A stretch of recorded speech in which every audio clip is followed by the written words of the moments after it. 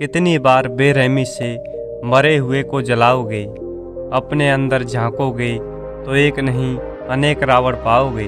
राम राम दोस्तों, मैं भी गुरु। दोस्तों, रावण एक ऐसा व्यक्तित्व जिसे कुछ लोग सही और कुछ लोग गलत मानते हैं। रावण महान शिव भक्त और ज्योतिषी भी था, जिसने शिव तांडव की रचना की। रावण की 7 ऐसी बातें जिनमें से आपने एक भी बात मान ली तो आपका जीवन दूसरों से अधिक सफल और आसान हो जाएगा। दोस्तों, इस वीडियो को आखिरी तक जरूर देखें, क्योंकि आज के समय में ये बातें सत्य साबित होती हैं और सीखा तो कहीं से भी जा सकता है। निर्णय के पक्के रहो। रावण ने अपने नाना सुमाली से कहा, जो मैं एक बार ठान लेता हूँ उससे मैं कभी पीछे नहीं हट सकता। मृत्यु का भय एक वीर पुरुष को अपने वचन से विमुख नहीं कर सकता। किसी की परवाह मत करो।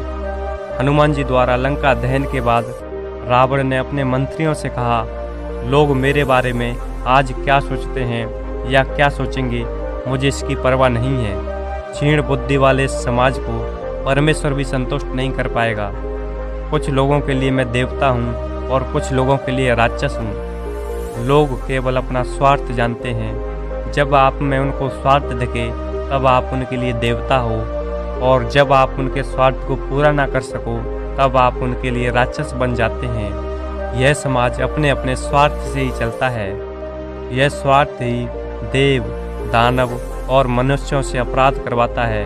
अतः स्वार्थ को छोड़कर जो अपना जीवन धर्म व्यतीत कर सके वही पुरुषोत्तम कहलाता है।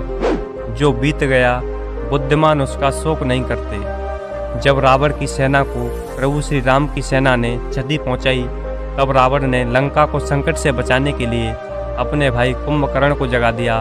परंतु कुंभकर्ण ने अपने भ्राता रावण के अधार्मिक कार्यकलापों को सुनकर उन्हें समस्त लंका के विनाश का उत्तरदायी ठहराया एवं उन्हें आने वाली पराजय की चेतावनी दी।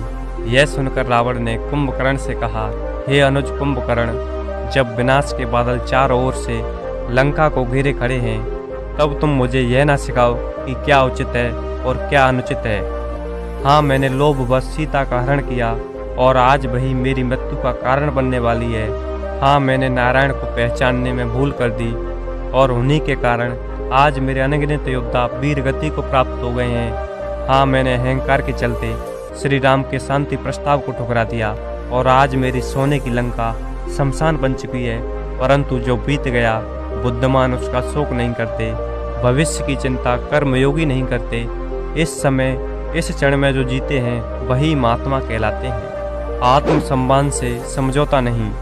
अंतिम दिन युद्ध में जाने से पहले रावण ने महाकाल आरती का प्रबंध किया, परंतु आरती में अपशगुन हेतु रावण ने महाकाल से कहा, हे महाकाल, हे परमेश्वर, हे शंकर, आज इन अपशगुनों के कारण रावण को डरा नहीं सकता। आपने क्या सोचा मैं आपका परम भक्त दशानन रावण इन अपशगुनों से डर जाऊंगा और युद्ध को रोककर राम के चरणों में समर्पण कर दूंगा।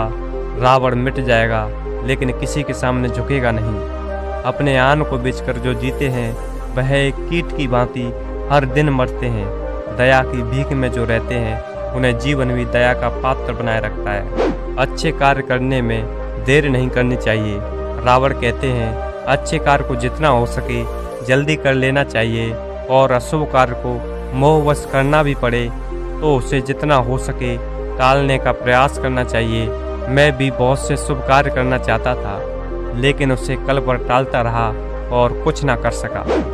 अपने गुप्त रहस्य किसी को ना बताएं। अपने जीवन के गुप्त रहस्य अपने पुत्र, पत्नी और भाई को नहीं बताने चाहिए, क्योंकि रिश्ते और नाते बदलते रहते हैं। जब विभीषण लंका में था तब मेरा शुभेच्छु था, पर श्री राम के शरण में जाने के बाद मेरे विनाश का कारण बना। किसी को भी तुच्छ ना समझें। शक्ति और पराक्रम के मद में इतना अंधा नहीं होना चाहिए कि शत्रु तुच्छ और निम्न लगने लगे। जब मुझे ब्रह्मा जी से वर मिला कि मुझे बानर और मानव के अलावा कोई नहीं मार सकता, लेकिन मैंने इन्हें तुच्छ समझने की भूल कर दी और इसका मूल्य मेरी मौत को चुकाना पड़ा। इसलिए किसी को छोटा नहीं समझना चाहिए। तो दोस्तों, ये थी रावण की वे 7 बातें जिनसे आप सीखकर अपने जीवन में अपनाकर आगे बढ़ सकते हैं। मित्रों, आशा करता हूँ ये वीडियो आपको अच्छा लगा होगा। आप अपने जीवन में ऐसे ही आगे बढ़ते रहें और अपने माता पिता के सपनों को पूरा करें। वीडियो को पूरा देखने के लिए और आपके बेशुमार प्यार के लिए आपका बहुत बहुत धन्यवाद।